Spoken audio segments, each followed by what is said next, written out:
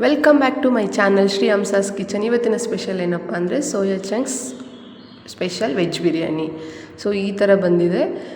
ಯಾವ ಥರ ಮಾಡೋದು ಇದನ್ನು ಅಂತ ನೋಡೋಣ. ಸೊ ಫಸ್ಟ್ ಇದಕ್ಕೆ ಬೇಕಾಗಿರುವಂಥ ಪದಾರ್ಥಗಳೇನೇನೆಂದರೆ ಇಲ್ಲಿ ಬಂತು ನೋಡಿ. ಈಗ ಚಿಲ್ಲಿ, ಕರ್ಬೇವಿನ ಸೊಪ್ಪು, ಆನಿಯನ್ನು, ಟೊಮೆಟೊ, ಸಣ್ಣ ಸಣ್ಣಗೆ ಕಟ್ ಮಾಡಿರೋ ಕ್ಯಾರೆಟು ಮತ್ತು ಬೀನ್ಸು, ಸ್ವಲ್ಪ ಬೆಳ್ಳುಳ್ಳಿ, ಕೊತ್ತಂಬರಿ ಸೊಪ್ಪು, ಇಲ್ಲಿ ಸೋಕ್ ಮಾಡಿರುವಂತಹ ಸೋಯಾ ಚಂಕ್ಸು ಮತ್ತು ಸಪ್ರೇಟಾಗಿ ರೈಸ್ ಮಾಡ್ಕೊಂಡು ಇಟ್ಕೊಂಡಿದ್ದೀನಿ.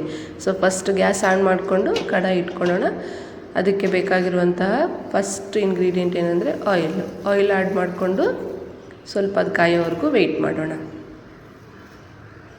ಸೊ ಇದು ಬೆಸ್ಟ್ ಏನಂದರೆ ಬ್ಯಾಚುಲರ್ಸ್ಗೆ ಡೇ ಫುಲ್ ವರ್ಕ್ ಮಾಡಿ ಬಂದಿರ್ತಾರಲ್ವ, ಸೊ ಆರಾಮಾಗಿ ಈವ್ನಿಂಗ್ ಟೈಮ್ಸ್ನ ಇದನ್ನು ಶಾರ್ಟ್ ಟೈಮಲ್ಲಿ ಮಾಡ್ಕೊಬೋದು. ಒಂದು 10-15 ಮಿನಿಟ್ಸಲ್ಲಿ ಮಾರ್ನಿಂಗ್ ಬ್ರೇಕ್ಫಾಸ್ಟ್ಗಾದರೂ ಮಾಡ್ಕೊಬೋದು. ಇಲ್ಲ ಆಯಿಲ್ ಕಾದಿದೆ, ಸ್ವಲ್ಪ ಸಾಸಿವೆ ಹಾಕ್ಕೊಳ್ಳೋಣ.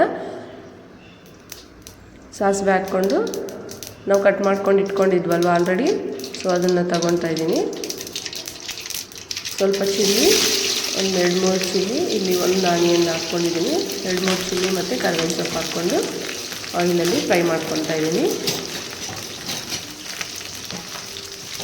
ಸೊ ಕೆಲವರು ನಾನ್ ವೆಜ್ ತಿಂದೇ ಇರೋ ಟೈಮಲ್ಲಿ ಇದನ್ನು ಕೂಡ ಮಾಡ್ಕೊಂಡು ತಿನ್ಬೋದು. ತುಂಬ ಸೇಮ್ ಅದೇ ಟೇಸ್ಟ್ ಕೊಡುತ್ತೆ, ಮ್ಯಾಕ್ಸಿಮಮ್ ಚೆನ್ನಾಗಿರುತ್ತೆ. ಒಂದ್ಸರಿ ಟ್ರೈ ಮಾಡಿ ನೋಡಿ.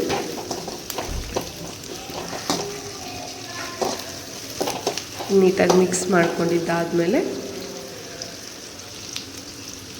ನೆಕ್ಸ್ಟು ಇದು ಗಾರ್ಲಿಕ್ನ ಹಾಕ್ತಾಯಿದ್ದೀನಿ.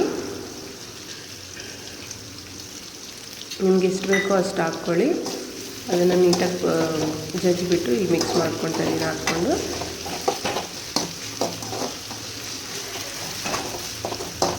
ದಿನ ರೊಟೀನಾಗಿ ಮಾಡ್ತಾ ಇರೋ ಟಿಫನ್ ಬ್ರೇಕ್ಫಾಸ್ಟ್ ನಿಮ್ಗೆ ಬೋರ್ ಆಗಿದ್ದು ಇದನ್ನೊಂದ್ಸರಿ ಡಿಫ್ರೆಂಟಾಗಿ ಟ್ರೈ ಮಾಡಿ. ಆಲ್ರೆಡಿ ನಾವು ಕಟ್ ಮಾಡಿ ಇಟ್ಕೊಂಡಿದ್ವಲ್ಲ ಸಣ್ಣ ಸಣ್ಣದಾಗಿ ಬೀನ್ಸು ಮತ್ತು ಕ್ಯಾರೆಟು, ಅದನ್ನು ಸಹ ಇಲ್ಲಿ ಆ್ಯಡ್ ಮಾಡಿಕೊಂಡು ಮಿಕ್ಸ್ ಮಾಡ್ಕೊತಾ ಇದ್ದೀನಿ.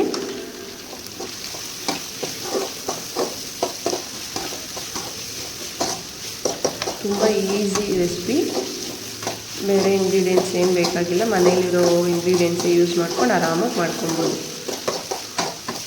ಹಾಗೆಯೇ ಸೋಯಾ ಚಂಕ್ಸ್ ಅನ್ನೋದು ತುಂಬ ಪ್ರೋಟೀನ್ ಇರುತ್ತೆ, 50% ಅದರಲ್ಲಿ. ಸೊ ತಿಂದರೆ ನಮಗೆ ಹೆಲ್ತಿಗೆ ಕೂಡ ಒಳ್ಳೆಯದು.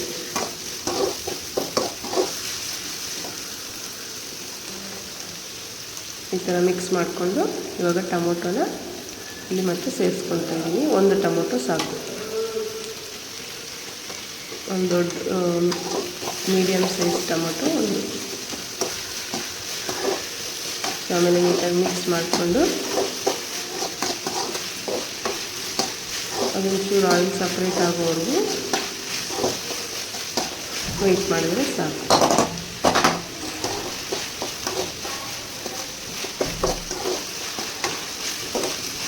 ಟೇಸ್ಟ್ ಮಾಡಿದ್ರೆ ತುಂಬ ಚೆನ್ನಾಗಿರುತ್ತೆ. ಇನ್ನು ರೆಸ್ಟೋರೆಂಟಲ್ಲಿ ತಿನ್ನೋ ಬದಲು ಇಲ್ಲೇ ಮನೆಯಲ್ಲಿ ಈ ಥರ ಈಸಿಯಾಗಿ ಮಾಡ್ಕೊಬೋದು. ಡಿಫ್ರೆಂಟಾಗಿ ನಾವೇ ಥಿಂಕ್ ಮಾಡಿಕೊಂಡು ಕ್ರಿಯೇಟಿವ್ ಆಗಿ ಮಾಡ್ಕೊಬೇಕು. ಇವಾಗ ಸ್ವಲ್ಪ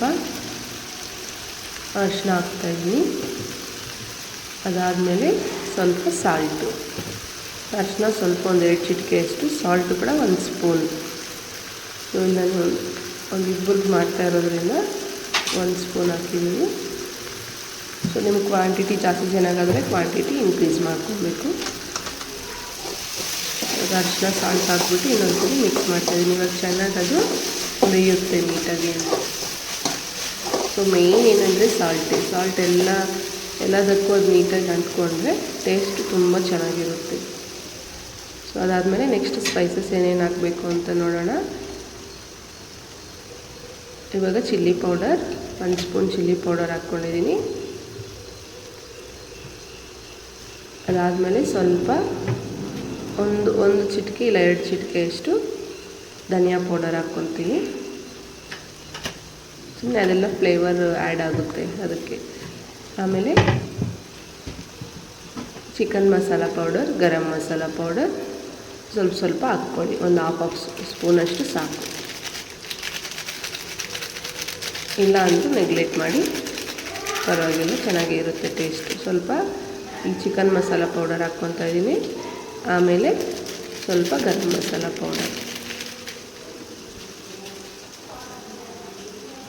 ಇದನ್ನು ಇಷ್ಟ ಆಗಿಬಿಟ್ಟು ಮಿಕ್ಸ್ ಮಾಡ್ಕೊಬೇಕು. ಸೊ ಏನು ಹಾಕಿಲ್ಲ, ಇಲ್ಲಿ ಚಿಲ್ಲಿ ಪೌಡರ್, ಗರಂ ಮಸಾಲ, ಧನಿಯಾ ಪೌಡರ್, ಚಿಕನ್ ಮಸಾಲ ಪೌಡರ್ ಇಷ್ಟೇ, ಇಷ್ಟು ಹಾಕಿ ಮಿಕ್ಸ್ ಮಾಡ್ಕೊಳೋದು. ಮತ್ತು ಇದಕ್ಕೆ ಇಷ್ಟೇ ಮೇಯ್ನ್ ಎಲ್ಲ ಮ್ಯಾಕ್ಸಿಮಮ್ 70% ಆಗೋಯ್ತು. ಇವಾಗ ಲಾಸ್ಟಲ್ಲಿ ಸೋಯಾ ಚಂಕ್ಸ್ನ ಆ್ಯಡ್ ಮಾಡ್ಕೊಬೇಕು. ನಾನು ಅದನ್ನು ಅರ್ಧ ಕಟ್ ಮಾಡಿ ಹಾಕ್ಕೊಂಡಿದ್ದೀನಿ, ಯಾಕಂದರೆ ನನಗೆ ದೊಡ್ಡದಾಗಿದ್ರೆ ಇಷ್ಟ ಆಗೋಲ್ಲ. ಸೊ ಸಣ್ಣ ಸಣ್ಣಕ್ಕೆ ಸೋಯಾ ಚಂಕ್ಸು ಮತ್ತು ಕೊತ್ತಂಬರಿ ಹಾಕ್ಕೊಂಡು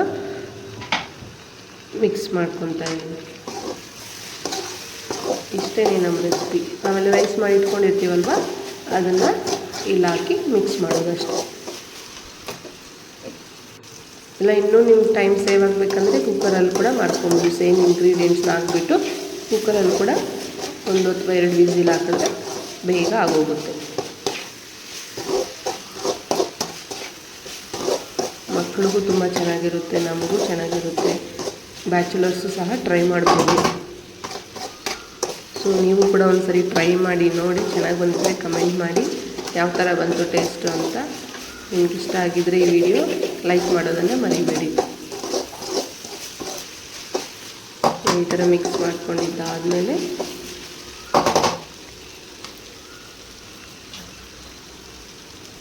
ಈಗ ಸಪ್ರೇಟಾಗಿ ರೈಸ್ ಮಾಡಿದ್ವಲ್ಲ, ಇದಕ್ಕೆ ಸ್ವಲ್ಪ ಹೊತ್ತು 1-2 ಮಿನಿಟ್ಸ್ ಅಷ್ಟು ಕ್ಯಾಪ್ ಕ್ಲೋಸ್ ಮಾಡಿಬಿಟ್ಟು ಬಿಡೋಣ. ಅದು ನೀಟಾಗಿ ಎಲ್ಲ ಸ್ಪೈಸಸ್ ಎಲ್ಲ ಅದಕ್ಕೆ ಚೆನ್ನಾಗಿ ಆ್ಯಡ್ ಆಗುತ್ತೆ. ಸೊ ಇವಾಗ ಲಾಸ್ಟಲ್ಲಿ ರೈಸ್ನ ಹಾಕ್ಕೊತಾ ಇದ್ದೀನಿ.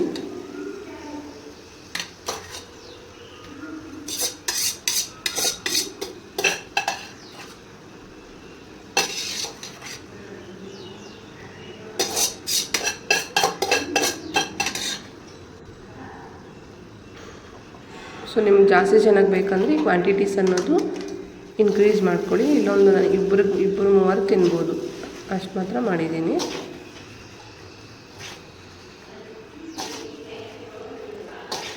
ಸೊ ಈ ಥರ ನೀಟಾಗಿ ಈವನಾಗಿ ಎಲ್ಲ ಕಡೆ ಮಿಕ್ಸ್ ಮಾಡಿಕೊಂಡ್ರೆ ನಮ್ಮ ವೆಜ್ ಸೋಯಾ ಚಂಕ್ಸ್ ಬಿರಿಯಾನಿ ಅನ್ನೋದು ರೆಡಿಯಾಗುತ್ತೆ.